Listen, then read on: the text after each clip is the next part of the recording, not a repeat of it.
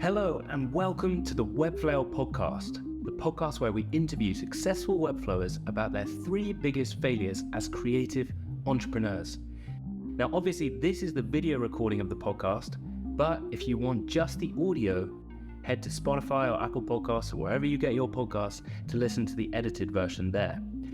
Also, I send out a banging newsletter every week called the Webflail Roundup to help you to become a more successful Webflower. So I send you the recording of the podcast, I send you 3 Webflow jobs, and I also send you an article and inspirational websites. So why not go sign up? Just check the link down there or go to webflail.com. Now, let's get into the episode. Hello and welcome to episode 32 of Webflail, the podcast dedicated to uncovering the greatest failures behind the greatest Webflowers, because success often comes after learning from many failures. I'm your host, Jack, a failure connoisseur, and today my guest is Alysha Laupama. She has worked in business development and marketing and comms for the last few years before deciding to double down on Webflow after wanting to have a more creative role. She made new to the flow in September 2022, and since then, 233 people have joined the group, which is insane. There's challenges, show and tells, and an extremely active community. So if you haven't joined already and you are new to Webflow, I seriously recommend it. It's a Slack group. It's free. Get in there. And Lysh was nominated for the Rising Star Award at Webflow Conf at the end of last year. Although she hasn't done Webflow for very long, she is someone that I think will be extremely successful since she's insatiably curious, always gives without expecting anything in return, and works really hard on her craft. Lysh, welcome to the Webflow podcast. Thanks for having me. That's probably like the nicest thing someone's ever said about me. Can't wait to show that to all my friends and family. Yeah, you're just going to send this little clip. Guys, yeah, I'm like, this is what I'm doing. This is what I'm doing, okay? Shut up. Yeah. Yeah. The worst impersonation I could have done of you. No, love it. All good. All good. Yeah, thanks for having me. This is awesome. Yeah, glad you're here. And I think it's really important for us to do this because I find that a lot of the time I interview people who are quite far down the Webflow line. You know, they've been doing Webflow for 5 years. They've been a developer for 10 years before that, and then they found Webflow or whatever. And actually, a lot of people that listen to this podcast are right at the start, and they might, you know, there's probably problems that you're facing that actually are very, very relatable because they're, you know, things that other people are facing at the start of their Webflow journey as well. So I'm really glad. Yeah, for sure. And yeah, I'm facing problems every day. But you know what? That's the beauty of learning. Yeah, everything's new, so you're going to experience new things and learn from it. So it's exciting. And as someone that is at the start of their Webflow journey, I think it's really, really interesting how quickly you have set up a community that, you know, of people that are all in the same boat. So can you tell us a little bit about how New to the Flow came about and, you know, how you so quickly amassed like a massive group of people who are so active in the Slack group? Yeah, I think it kind of started when I was sharing my journey on Twitter. I think that's a really important part of if you're new to Webflow, to kind of get out in the community and share what you're working on. Like I wasn't sharing sites every day or anything. There were just little snippets of me kind of understanding Flexbox, or more realistically, like not understanding Flexbox. Yeah, but there's so many people that relate to that, and I think in the space of like a week or something, I had so many people reach out to me to say, hey, I'm learning Webflow too. Let's learn together. Let's be accountability buddies. And I thought, you know, instead of me kind of being one-on-one with all these different people, let's create a community and let's start working together. Because I think sometimes for us learning, it can be quite isolating. You know, you're on your own, you're in a garage, you're in your bedroom or something like that, and you're spending hours and hours on your own. So if you have other people, especially at a similar level, it's going to help support your journey and make sure that it's a longer one too. And you can learn things and face similar challenges. And yeah, that's kind of how it started. And then slowly but surely, more people started to join. We have a lot of people out there who are kind of raising the new to the flow flag, which is really awesome. And I really appreciate that. But it's very much like a safe place for Webflow beginners. Yeah. And I've heard that there is a new to the flow website on the way. Is that true? Yes, it is true. Oh my gosh, it makes me want to throw up thinking about it. I've spent so much time on it this weekend. I've gone through 10 million different designs. I've loved it. I've hated it. Like, it's such a roller coaster of emotions. But yes, we're saying it's coming out. It should be out by the time this is out. Don't mock me on. It's not going to be an award-winning site, but hey, sometimes we just need to push it out, make it happen, and then we can grow from there. Done is better than perfect. That's right. But that's really exciting. And so, to give people a little bit of an idea of how you journeyed into Webflow then. So you have a background in marketing, comms, business development, like I said in the intro there. That's obviously really, really helped you, grow the new to the flow stuff. You obviously know, how to get people's attention and how to retain attention and stuff. But, where did Webflow come into your life, and why is it now taken such a big place in it? Yeah, good question. I think across the journey of my career path, I think I've had all these signs that have probably told me to come into this kind of dev role. And I'll touch on a bit of it a bit later on and go a bit deeper. But I think I was kind of lost in what I was doing in terms of work.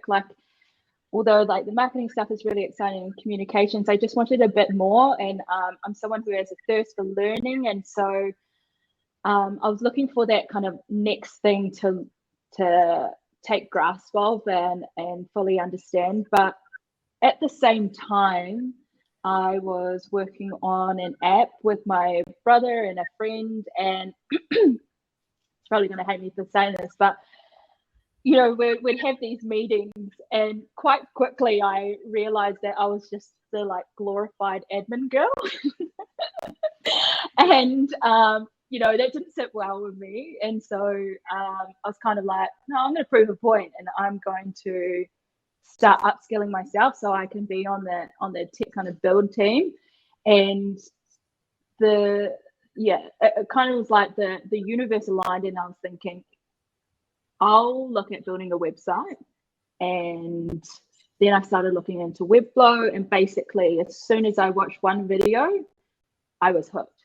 And then I started thinking about, okay, this could be a new career path, or I can do a lot more with this. And it got really exciting really quick.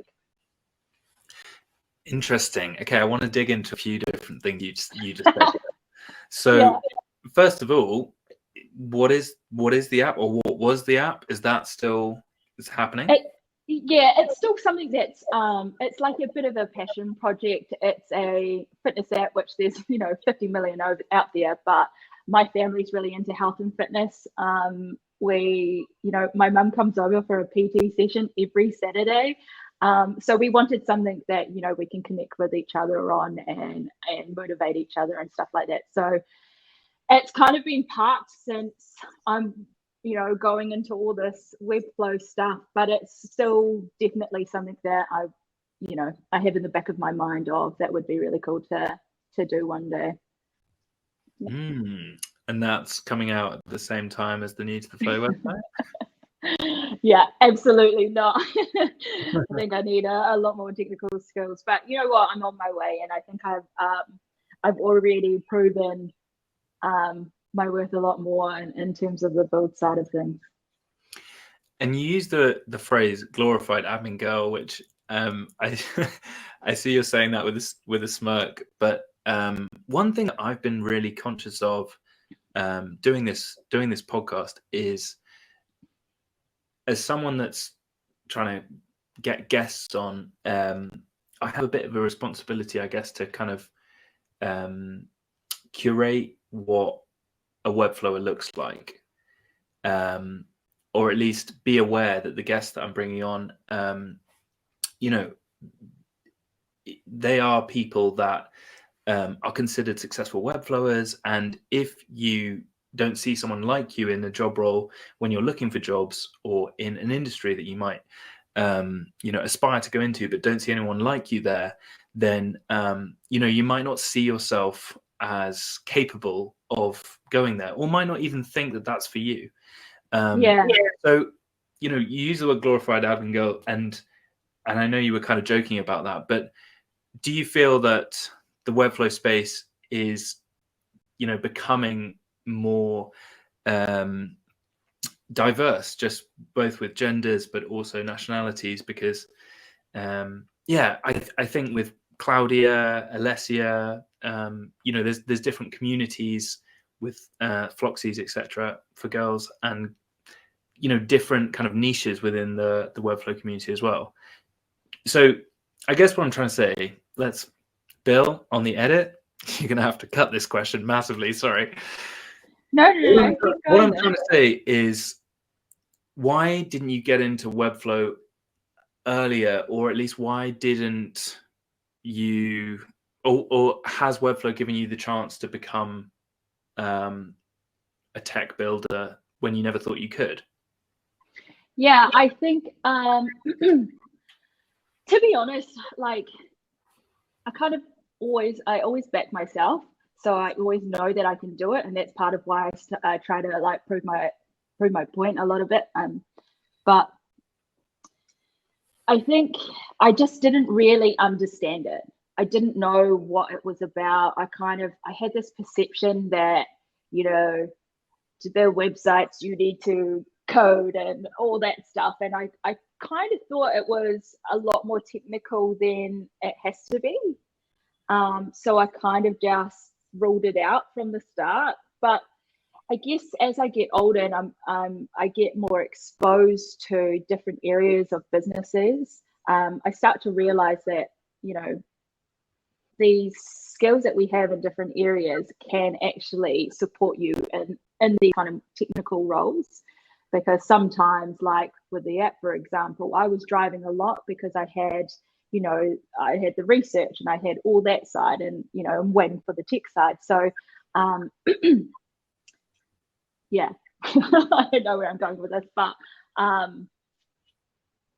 think I don't know why I didn't really get into it, but I think as well, we have seasons in our life, right? Seasons that one thing makes sense now and it might not make sense later. And for me, Webflow makes sense now. I don't know if I would have been that into it or would have stuck to it if I was earlier on in my career. And do you think that, do you have aspirations to be kind of a community leader and a Webflower, or do you want to grow your own agency, or do you just want to be a freelancer and kind of stick with that right now? Or where's your head at in terms of where you want to kind of grow? I think for me, the more that I get into this, the more I realize I want to help people with Webflow. So I think it's kind of like a role that I always naturally gravitate to, no matter what industry or what field it's in. I always end up being in that kind of like either trainee education environment or like people leader. And so it kind of makes sense more for me to drive that community piece, because it's what fills my cup. That's what's going to make me get up and learn and things like that. And that's a lot of what my drivers are now. However, I am conscious that, I still need to support myself. And so at the moment I'm working full time, but there may be a point in my path that I'll need to look at freelancing. And that's viable option for me to earn money as well as, you know, doing this community piece. So that's where I see myself going and heading in that direction. You know, things change, and I'm open to change too. So that's where my goal sets are at the moment, though. Hey guys, just a quick one to say that I write the Webflail newsletter every week, and it's meant for you to become a more successful freelancer. Check it out at webflail.com, or just look in the link just down there and sign up. Why not? It's free. It's going to be really helpful. Check it out. Back to the episode. Should we get into your failures now? Okay. Yeah, sure. Tell me about failure number 1, rising to the emotion of someone else when they were upset and realizing you had made a big mistake. Yeah, so to kind of give context to this, I started, my first job was at this insurance company that we dealt with natural disasters. And so I was straight out of dance school. So my mindset was, if you like saying dance school, it's like, if you can imagine like Step Up, it was literally what I had come from. So my mind was like, oh, I'm going to be a, you know, J-Lo backup dancer, or, you know, be in theatre. And so my mind was definitely there, but I needed a job to kind of get me overseas. And so I went into this role, and the role was lodging claims. So we just had a series of earthquakes in Christchurch at the time. They were big quakes, and they caused a lot of damage. So people would call through and basically just list what their damages were on their house, and I'd say, oh yep, cool, I'll get an assessor out, probably not on that time, but you know, that was the extent of my role.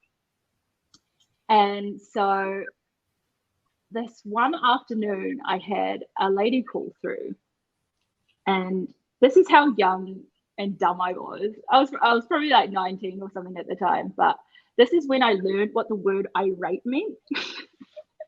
Because I had no idea what that meant before. But she was a perfect example of, you know, being irate. And yeah, she was fuming. And bearing in mind, this had been a couple of months since the initial quake, so the damage on the houses, you know, had gotten worse and worse, and people were dealing with some pretty shitty scenarios.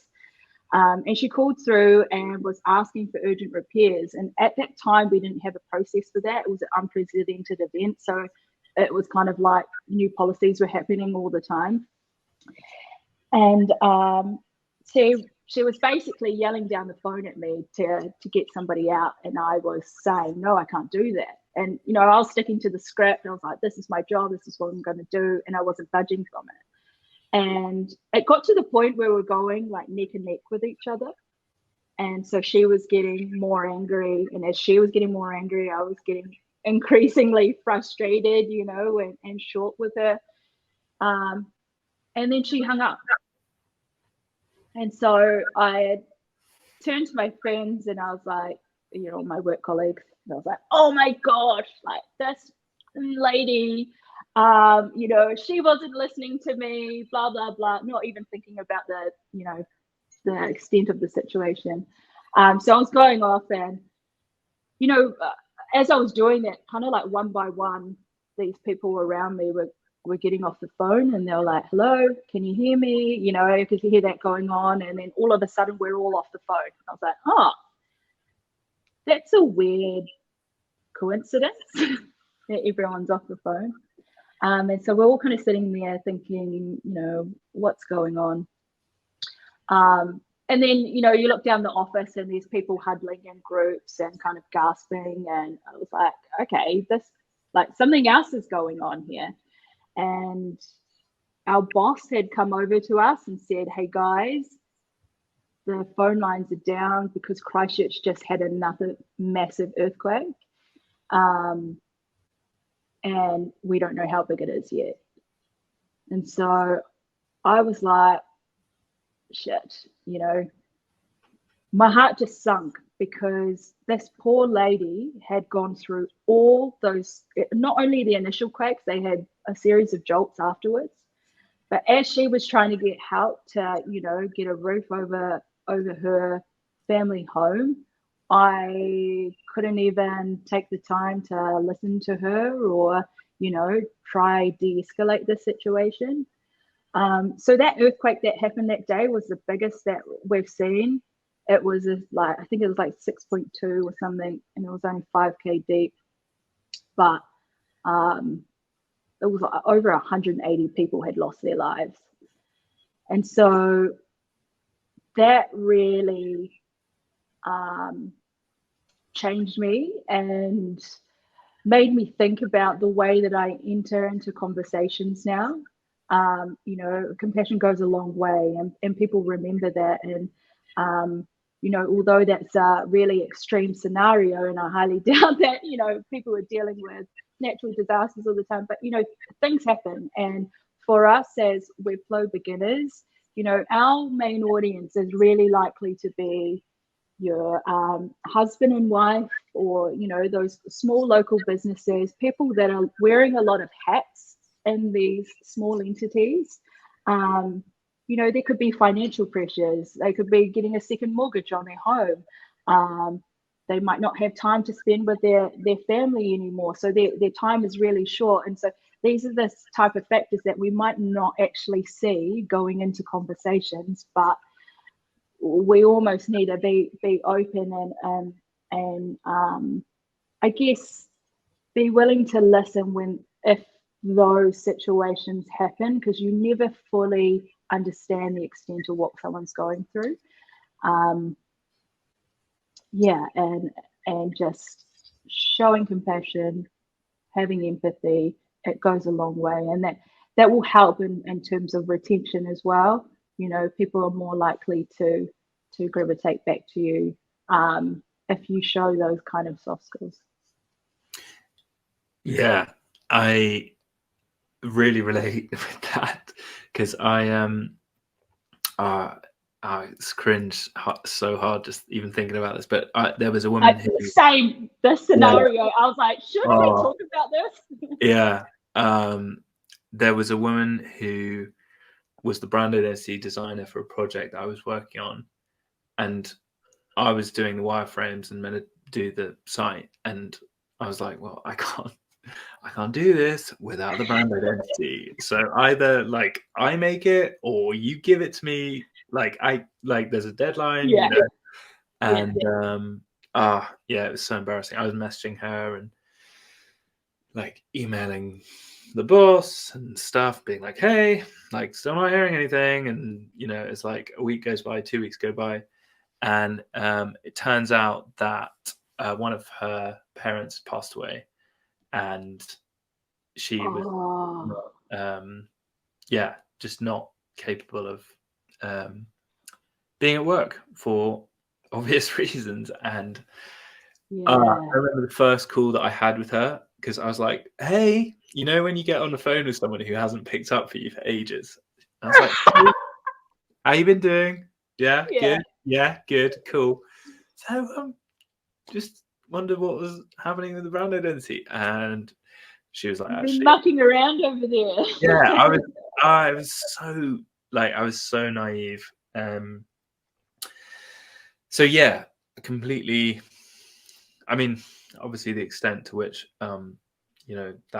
that must have made you feel with earthquake in your home country, that must have been awful. But yeah, at the time, you don't know what other people are going through, and especially at the start of your Webflow journey, it is you are dealing with people that maybe are quite demanding because they don't have the biggest budget and they expect a lot. Yeah.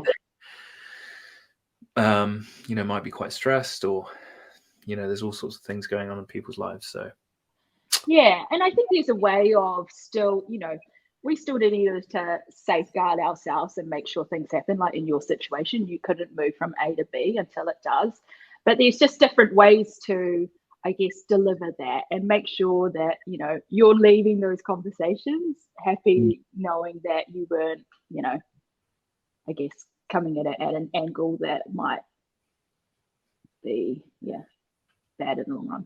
Yeah, I think there's this kind of honesty is the best policy, but that's kind of half the story to a certain extent. I think there's being honest, and there's also being honest in a polite manner, and that's quite a big difference. Like, yeah, I always thought that being honest was good enough, but actually how you deliver that is sometimes more important. Yeah. So yeah, important first failure here. And so when you deal, like if you deal with difficult people or difficult clients or whatever, how do you, like, where's the line with kind of setting boundaries for yourself, but like if someone's really rude to you, like, you know, being really overly demanding or something, and you might be like, well, they're maybe just having a bad day, but actually, like, how do you protect yourself, or what advice would you give to a Webflower who has got a very difficult client, but you're trying to cut them some slack, but how much slack actually hurts you? Yeah, I think it's all about setting expectation, right? Like, you know, if people are overly demanding, it's reminding them on what those demands equal. So, you know, okay, I need you to do this, that, and the other. Yeah, perfect. So from our proposal or whatever I sent at the start, that would actually mean X, Y, Z. And if you do that in a nice, polite way, it's kind of like you're shutting them down, but they understand what that means. So I think sometimes it's people don't quite understand what we do, and it's so common, and they don't understand how much time it can take or what you actually need. So a little bit about educating them in the right sense, and ensuring that whatever you've said, you've left them with all the options so that they can make a decision from there. But yeah, I mean, it is hard when you're dealing with someone that's overly demanding or dragging you along. But yeah, I guess if you have those, especially in your proposals and things like that, if you set yourself up right, you know, those additional costs or extra hours or what have you, then you can always relate back to that and say, yeah, this is now going outside of the scope that we initially agreed, and that now means that you're charged at this rate or whatever. Yeah, does that make I sense? also think giving like fair warning if you're going to do that type of thing, like, just to be clear, so if we do more than this revision, I'll do this revision even though it's outside the scope, but if there are more things, then just so you know, here's the hourly rate, because then you've given them fair warning. But I agree about this, like educating the client to kind of explain, you know, if they say it's just a quick change and you're like, well, let me stop you right there. It's not actually a quick change because, well, maybe not in that tone. Just well, let me stop you right there. Clearly you haven't learned from your previous fail. Yeah, exactly. Actually, though, speaking about the tone of voice stuff, I have found there's this really interesting book called Never Split the Difference. And I've completely forgotten the author's name. But I'll write that down. It's a book essentially about negotiation, and it's really good. But the guy talks about doing a radio voice to diffuse a situation. Now, I don't know if maybe I just want to believe this, but if someone's really annoyed with you, like a client, I have found it really helpful to speak quite slowly and softly. So, you know, if someone's like, you said you get it done by da-da-da, it's not, or making maybe more unreasonable requests, because that maybe sounds kind of reasonable to be annoyed, but you can say, okay, well, I completely understand and hear where you're coming from. You know, that must be frustrating, especially in the context, but you're speaking in such a way that, you know, it kind of calms the situation, and you speak quite slowly. And I'm no expert. I mean, just to be really clear. I think it's all about, people tend to match each other's energies, right? And so if they're up here and you coming down here, You know, at least if it's in the middle, it's a better result from what they started off with. Yeah. And the power of silence too, and getting people to talk, because sometimes they might come off with, oh, this is so expensive or whatever. And then if you just pause and keep listening and getting them to talk more, because they feel uncomfortable. Nobody likes silences. And so if they talk more, then you're more likely to hear what the actual underlying issue is. And then, you know, say initially it was, this is so expensive. And then later on, they're like, oh, you know, I've got 50 million mortgages now and blah, blah, blah. It's like, oh, okay, well, yeah, I get it. That makes sense. Yeah, that's a really interesting point to work out what the underlying issue is, because someone might react quite reactively. I couldn't have phrased that worse, but makes sense though. All good. You know, when someone just kind of snapshot reacts to a price that you might have said or something, and actually kind of uncovering why they think that price point is inappropriate. Yeah, and it might be because they've searched around and the competition is slightly lower, and then you've got something to work on, you know, or negotiate with. Yeah, and you can reduce the scope rather than reduce the price. That's right. Yes. Jamie Brindle, if you guys are on Instagram, follow Jamie Brindle. He has so many useful little clip videos of kind of negotiating with clients for freelancers, and it sounds kind of ridiculous to have learned as much as I have from those little videos, but they're so good. So perfect. Recommend checking them out. Tell me about failure number 2 then, Lysh, sorry. Okay, this is for anyone that's listening who's like, wait, how do I pronounce the name? It's Lysh. Lysh. Alysha Laupama is my name. Yeah, so let's not make the same mistake that I did in the intro. Okay, tell me about failure number 2, leaving your job to pursue your dream as a dancer. Yes, so I think I talked about earlier having these signs that I probably would have been best suited in this kind of dev world environment. And this is one of them. So I actually was still working at that insurance company, and I had been internally promoted into this internal communications role. And basically, because there were so many procedures and policies on the fly, we had to find a fast way to communicate these out to all the contact centers across New Zealand. And so me and my boss built this intranet site that you know, people can use to navigate their way through, have the latest up, you know, information. It had to be clear, concise, and also had forms that, you know, they could fill out, say that lady with the urgent repair, you know, I could fill that out and it'd go to the right area. And so I was like, when I think about that, I was like, that's mad. I was actually building back then, you know, and I think it was in Drupal or something along those lines, but don't ask me anything about that now. I had no idea. But yeah, it's so funny for me to look back at that. And I loved that job. Like, I thought that was really awesome. I was helping people. I got to understand the product really well. But yeah, that was definitely a sign for me that I loved this work and I could have potentially gone down that field. But of course, when everything's going right in your life and you're winning in your current role, what do? You go and F it up and decide to be a dancer.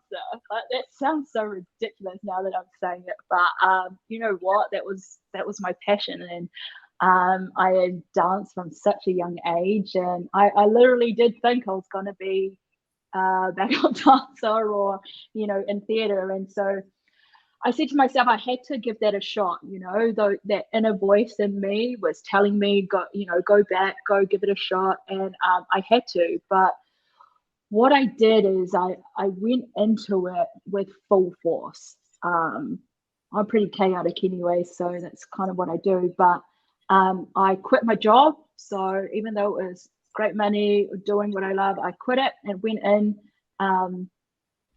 I basically spent from morning till night dancing. I was finishing off my degree at the same time, and quite quickly lost all focus on anything outside of dancing. So I couldn't see like family or friends. Like there was a really important part of my life where my dad's unfortunately passed away, but at that time his favorite band, the Eagles, shout out to the Eagles, and my dad, had come to New Zealand, and he got me and my brothers tickets to go, but I couldn't go because I had a competition that day.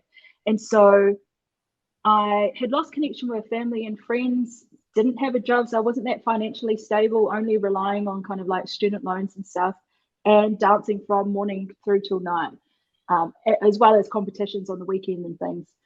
So quite quickly, you know, that's a recipe of disaster. And I burnt myself out. That was the first time I experienced burnout. I lost my hair, actually, which is just nuts. So yeah, from that, I started to realize I had, you know, I went full into this dancing career, but I needed the support of all these other external factors in order to make that cog kind of go.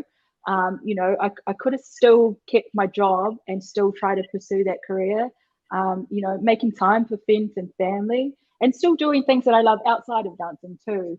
And so coming out of that, I realized, well, one, I'm not going to make it as a dancer, but two, when I go into these things, I need to make sure I have those outside external factors aligned. And, you know, that's part of the reason why now, although I am absolutely obsessed with Webflow, I know that this is going to be my career path, I'm still hanging on to my job. I still need to make sure that, you know, I'm keeping a roof over my head, and, you know, I have the financial stability to pay for these courses and pay for, you know, a new laptop if I need it, or, you know, just all those other things that help support that. But also, you know, I'm making sure that I do still spend time with, you know, friends and family, and do still do the things I love, because having those kind of, you know, support measures in place makes it a more sustainable journey. You know, it makes it, your Webflow path have longevity, I believe, anyway. Yeah, I think there's a kind of, I don't know what it is, maybe like a kind of tech bro culture where it's like, got up at 6, went to the gym, and now I'm going to hit the Webflow. Is that you? Are you doing an impersonation of yourself? I haven't been to the gym in years, so that's where that analogy stops for me. But I do think there is a kind of like a, yeah, there's a kind of longevity to, you know, you working at a laptop, you need to have a life beyond that, right? And I think there is a kind of hustle culture, not specifically with Webflow, but I do think there are people who kind of, yeah, like if you want it enough, you gotta spend the hours grinding the gears or whatever. And I don't know who I'm impersonating. I know. If I anyone's want to meet this person though. You definitely don't. If anyone's sat here listening, like, what is Jack talking about? I just mean that, you know, you don't want to burn out, and burnout is a really real thing that can set you back far more than it's worth. Like, you know, I don't know about losing your hair. That sounds serious. I know. Serious. Yeah, it was pretty bad. But the funny thing was, I didn't actually realize that I was that stressed out. I was oblivious to it. I guess because I was just trying so hard to make it work, because I'd given up, you know, this job that was amazing, that was supporting me. I'd given up a lot of things to try and make it work, and yeah, really at the end of it, it's not worth it. So 2 things you said there, though. One, you know, you're still in your full-time employment. In order to get income to pay for courses, pay for equipment, and to basically set yourself up for success in the long term, rather than quitting cold turkey, trying to double down on Webflow when you're still learning it. You're trying to learn how to freelance, you're trying to learn systems and processes. And I think that can be really overwhelming if you just quit your job straight away and go into that. That's, I think, really helpful advice for anyone that's listening who's like, I'm just going to do it. I'm just going to quit my job and be a freelancer. And that can be problematic. Yeah. And then the other thing you talked about there is having a life outside of Webflow so that you can, maintain relationships with family, and friends. Be human, man.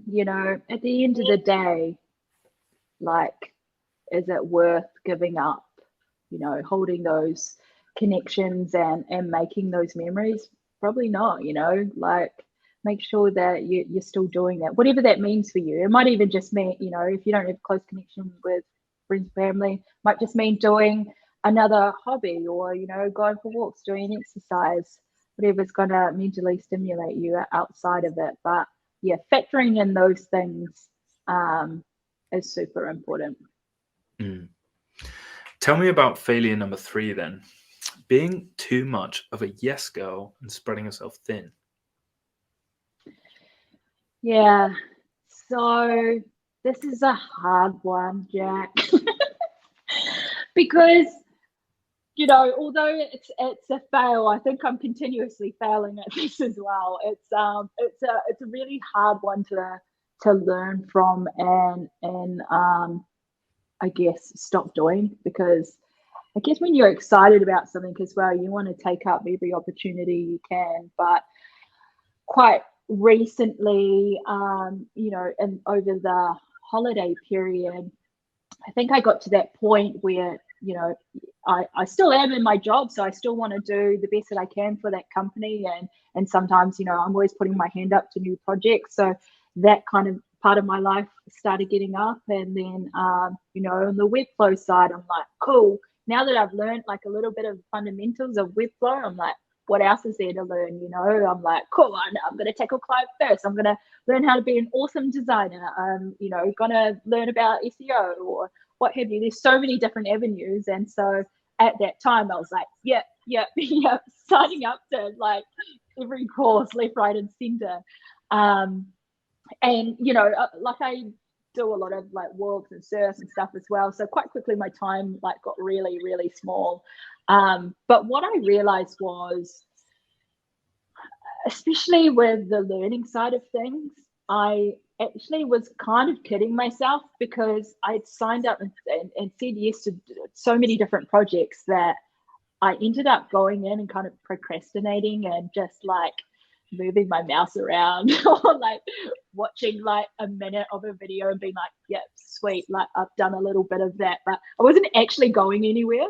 And so when I started realizing I wasn't going anywhere, all of a sudden I just stopped, because there was no reward from what I was doing anymore, and I think I lost sight of that end goal and started just sporadically doing all these random things, hoping that it would work out. But there was like a moment where I spent a lot of time in the ocean, and I was kind of just sitting there, not distracted by anything. I was like, okay, be honest with yourself, Lysh. Like, have you actually achieved much? And we talked about this earlier, Jack. My new to the Flow website. I was like, yeah, I'm going to do it, but did I do anything? No. And so I kind of had to say that to myself. I'm like, you're not actually achieving, things that are going towards that end goal. So let's strip it all back, remove the noise, and let's put some end goals, and start working your way back to just simplify and make it a bit easier. And honestly, it's been such a rewarding couple of months, knowing that whatever I'm doing at the moment, no matter how big or small, 20 minutes, an hour, a day, I'm still working towards those goals. So yeah. And what you're also doing is applying the practical things that you're learning to a real project, which I think there is this kind of you get into this kind of course coma, I'm going to call it, where Yes. you're like, next course, like I've bought this course, I'm on module 3, I'm gonna, and you just don't, and you might be learning stuff, or you might think you're learning stuff because you can see this bar of the course, getting bigger as you do more of the course, right? But actually, unless you're applying that to something in Webflow that you are building, or something in Figma that you are designing to then build, it's kind of just, it's like candy floss. Like, that's not going to fill you up. And you need to apply. I'm pretty chuffed that I came up with that on the spot. My gosh, I'm going to say that one.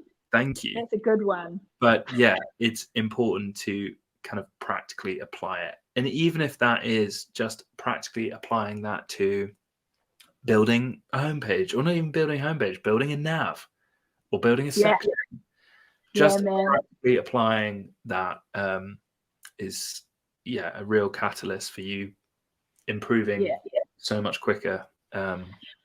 Honestly, in this past week of me doing this New to the Flow site, I have learned so much, and things that I wouldn't even think I would learn about, because I come across these problems and I'm like, okay, I need to solve this now. And I'm like, what even is this? I've never heard about this before. And of course, these courses aren't really going to dive into the details of, whatever. Like the other day, I had a 301 redirect. No idea how I did it or whatever, but I was like, what is that? And then, you start learning about it. And but yeah, the beauty of just going in and building something and learning on the fly is so important. Yeah, I had exactly the same experience. I was speaking to Marcelo Russo from Friends Agency. And I was like, I really want to learn some JavaScript. I think I'm going to do a JavaScript course. And he just stopped me and he was like, Jack, what do you need that for specifically? Like, do you have a specific problem that requires you to, try and apply, whatever you're trying to find out about JavaScript to an actual problem, rather than what I'm going to do is I'm just going to tackle JavaScript. That's a bit like saying, I really want to learn Mandarin. I think I'm just going to learn Mandarin 10 minutes a day. Like, what the hell is that going to work? It takes 7 years to learn Mandarin. That's kind of like apparently the hardest language to learn. So I completely appreciate where you're coming from. You kind of, when you tackle a problem and then you look it up, learn that little thing by applying it, and I think you're gonna, you can really fly if you take that approach to learning. Absolutely. That practical side of things is so beneficial, because like learning a language, you need to practice it and have it in there every day. And if you're just learning through a course and not really applying it to anything, then you can lose it.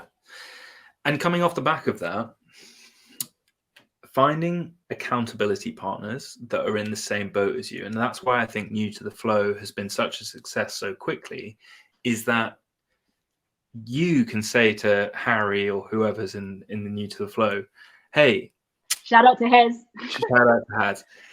Hey, I know that you're doing courses because you think that you need to do the courses, but actually you need to open Webflow and you need to try and apply some of your learning. You can have that accountability where, we all have blind spots, and trying to join a community as early as possible so that you can meet those people in the same boat, I think is invaluable.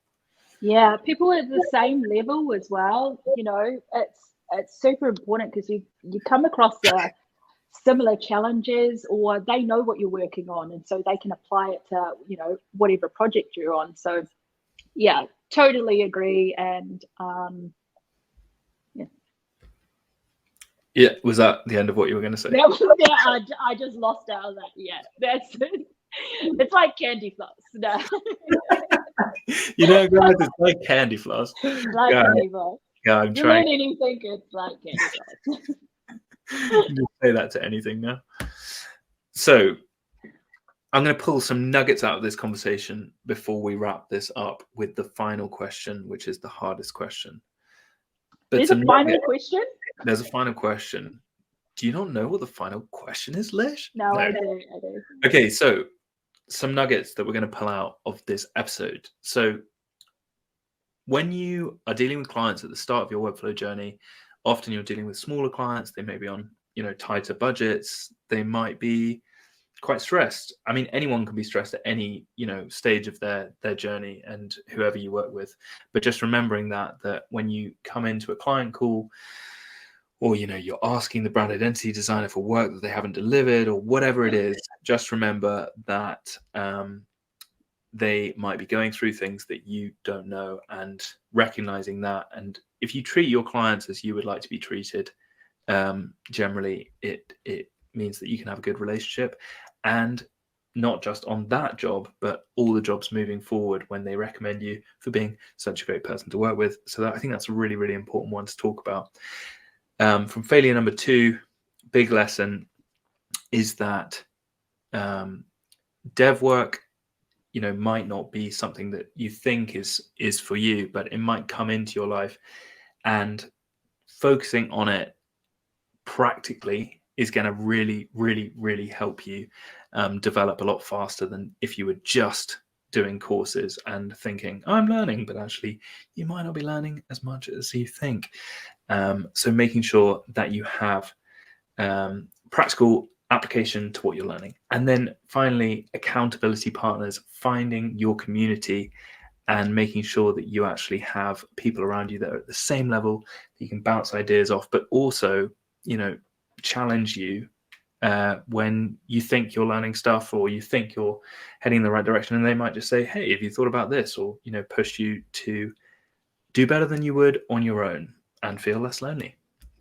Is there anything that I have, nuggets that I've missed that we should highlight at the end of this episode? I would just say for the second fail is don't just dive in, leaving your job into freelancing or whatever. Just set some measures in place, and you don't have to go full balls to the wall.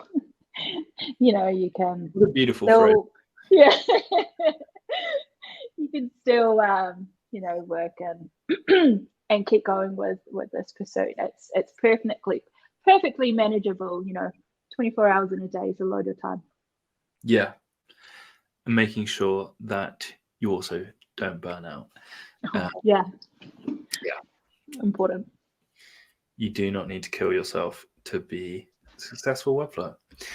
Yeah, perfect. Lysh, you ready for the final question? Yeah. Couldn't get a more enthusiastic. Yes, I totally am. What is your next failure going to be? Okay, so I'm probably going to fail at something today, but I think my next failure is going to be probably something to do with Webflow website. I'm going to do, I'm going into this very naive, so I'm sure there's going to be multiple fails with it, but I'm all good with that, because if I don't learn, then I'm never going to know. So can I get an amen? Amen. Thank you. Came in a bit late, but we got there in the end. end. Sorry. No, I'm sure the New to the Flow website will be fantastic. A big addition to the Slack channel. Yes. And for anyone that's like, okay, new to the flow, I want to get involved. How do I get involved? How do they get involved? So hopefully the site should be up, but check out there. Come to our Slack. If you follow us on Twitter, you can go into that. Chuck me a DM if you want. There's a lot of people that want to support as well that might not be beginner. So yeah, just come along. We have challenges every month. So this is using those practical steps to utilize what you've learned. So those are beneficial to come along to. So if you want to do that, then yeah, come through those avenues and say hi. Awesome. So Twitter, Lysh's Twitter is at LYSH @LAU, and then new to the flow is @new2 and then the flow. The flow. The flow. Come join loads of nice people, and a lot of experienced Webflowers are also in there, giving advice as well. So Yeah, it's really cool. if you're an experienced Webflower that's up for helping out, jump in. Lysh, it has been an honor chatting with you today. Thank you so much for coming on the Webflow podcast.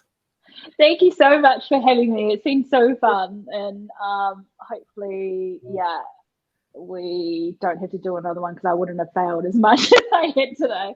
But